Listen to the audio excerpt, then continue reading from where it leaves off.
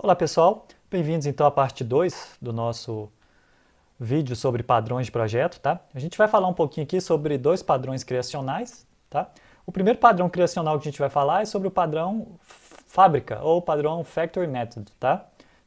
Só lembrando que os padrões, né, a estrutura de explicação dos padrões, ele vai fornecer para a gente um contexto no qual esse padrão pode ser aplicado, né, um problema aqui relacionado, que pode ser solucionado com padrões de projeto e a solução em si usando padrões de projeto, tá? Então vamos lá. Para a gente contextualizar, né, vamos pensar aqui num sistema que usa canais de comunicação, tá? Então, o meu código, ele precisa instanciar um canal de comunicação. A princípio, esse canal de comunicação vai ser um canal TCP. Então, dentro aqui do meu sistema, eu tenho aqui, por exemplo, três métodos, né, que vão fazer a instanciação de três canais TCP aqui, usando o operador new, tá certo? Então, isso aqui é um contexto da utilização do padrão de projeto Factory, tá bom? Qual que é o problema aqui? Imagina que eu inicialmente estou usando o canal TCP, tá? Mas alguns clientes vão precisar usar o canal DP. Como é que eu posso fazer, né? Lembrando que, só voltando aqui, ó, os meus métodos, eles dependem do canal, né? Então a primeira coisa que eu faço em cada método é instanciar o canal de comunicação, seja ele TCP ou DP. Como é que a gente vai parametrizar essas novas chamadas de new, tá? Porque, por exemplo, o meu software, ele tem essa chamada de new TCP channel em vários pontos, está espalhado em vários pontos do meu código. Então eu teria que fazer uma busca por todo o meu código para ver onde é que eu estou fazendo a instanciação, né, utilizando a chamada new TCP channel, tá? Para poder agora alterar para new DP channel, ok? Aí vem a seguinte pergunta, né? Como é que eu posso criar um projeto sabendo que isso pode acontecer? Eu começar instanciando um canal TCP, mas futuramente precisar de um canal DP? Como é que eu posso criar um projeto que facilite essa mudança? Vejam mais uma vez o que a gente falou na parte 1 do vídeo, né? Que padrões de projeto são aplicados em Design for Change, né? Quando você possivelmente vai ou pode mudar a solução que foi construída, tá certo?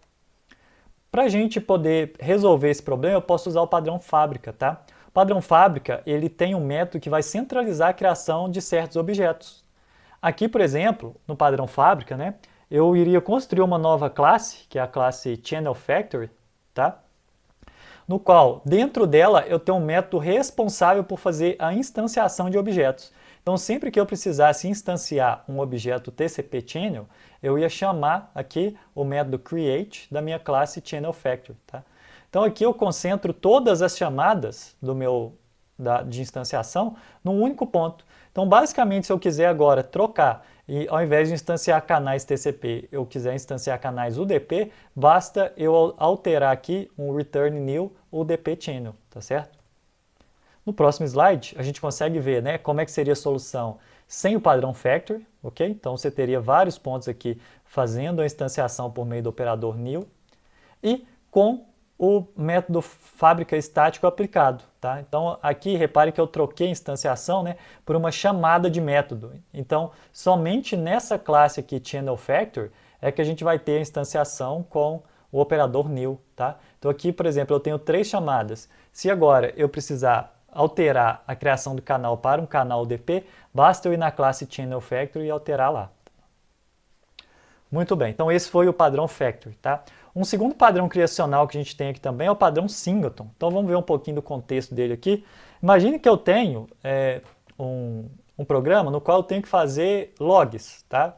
Printar em um arquivo, por exemplo, o que está acontecendo. Então se eu tivesse três métodos aqui, né, os métodos f, g e h, eu teria, por exemplo, a instanciação de um logger, tá? E a partir desse log, né, ou desse logger aqui, eu ia logar aqui qual método ele está sendo executado. Por exemplo, dentro do método f, eu ia logar executando o método f.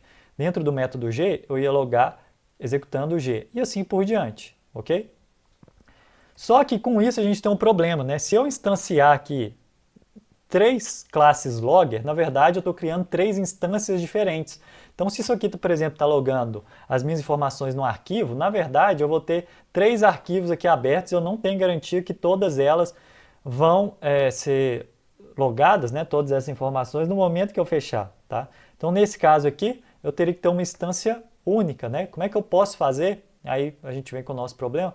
Como é que eu posso fazer com que todos os clientes usem a mesma instância de logger, tá? Pensando ali que são classes diferentes. Por que eu teria que fazer isso? Porque aí eu teria garantia que todos os meus logs eles seriam registrados no mesmo arquivo, tá? Se eu tivesse uma única instância, então eu teria basicamente um único arquivo aberto, tá? Esse seria o nosso problema aí de contexto. A solução para esse tipo de problema, né, quando você precisa de apenas uma instância de classe para o programa inteiro, é transformar a classe em um singleton. O que é um singleton? Um singleton é uma classe que possui no máximo uma instância, tá? Então sempre que você chamar essa classe, você vai estar trabalhando ali com no máximo uma instância. Você tem garantia que não vai haver duas ou mais instâncias dessa classe dentro do seu programa. Aqui tem um exemplo de uma classe logger que utiliza o padrão singleton, tá? O padrão singleton, dentro da classe, a primeira coisa que a gente faz é tornar o construtor da classe privado, tá? Então aqui eu tenho o construtor da minha classe, ó, para que ele está privado, de forma que eu não possa utilizar o operador new para instanciar um novo logger, né? Um novo objeto do logger. Então ele proíbe que os clientes chamem o operador new logger, tá? Outra coisa que a gente faz aqui também é fazer um atributo do tipo logger, né, que vai ser a minha instância, também privado, tá? No qual eu só consigo utilizar esse atributo dentro da classe, ok? Isso aqui vai me ajudar a garantir que eu tenho uma única instância da minha classe. E, em seguida, eu faço um método chamado getInstance, tá? Que é para pegar essa instância única, ok? Da minha classe. E o que tem dentro dessa classe getInstance? A primeira coisa que eu vou verificar é se esse atributo instance ele é nulo, tá? Se ele for nulo, significa que é a primeira vez que eu estou fazendo a chamada do meu método getInstance, então eu tenho que criar uma nova instância. Então, repare que a primeira coisa que eu faço a seguir, primeira e única, na verdade, é criar um new logger aqui e atribuir ele ao meu atributo instance, ok? Muito bem, e se essa instância não for nula? Significa que eu já tenho um objeto logger atribuído aqui à instance, tá? Então eu vou simplesmente retornar essa instância aqui do meu objeto. Então repare que eu nunca vou criar vou chamar esse operador newLogger mais de uma vez, né? Eu vou chamar ele apenas uma única vez, na primeira vez que eu chamar esse método e o atributo instance for null, tá bom? E aqui dentro eu tenho o método, né? Ou o que quer que seja que essa classe aqui ela vai fazer, tá? Então aqui no caso, a minha classe logger, ela tem um método println que basicamente vai imprimir no console aqui a mensagem que eu mandar para ela via parâmetro. Ok, então como é que eu poderia alterar lá o meu projeto para que ele tenha uma instância única? Então, sempre, ao invés de eu utilizar lá o operador newLogger, quando eu quiser criar uma instância, eu vou criar aqui um objeto logger, tá? E a partir da classe logger, eu vou chamar o método getInstance para me retornar essa instância. Então, em qualquer ponto do programa que eu fizer essa chamada do getInstance, eu tenho garantia que ele vai estar retornando a mesma instância, né? Como a gente viu lá na classe, ele sempre, depois de uma vez instanciado na primeira vez, ele vai sempre me retornar a mesma instância, tá certo? Muito bem, então esses são os dois padrões de projeto criacionais que eu queria cobrir aqui com vocês, tá? Eu vejo vocês na parte 3 desse vídeo, que a gente vai continuar falando de padrões de projeto, tá? Aí, estruturais. Então, obrigado e até lá.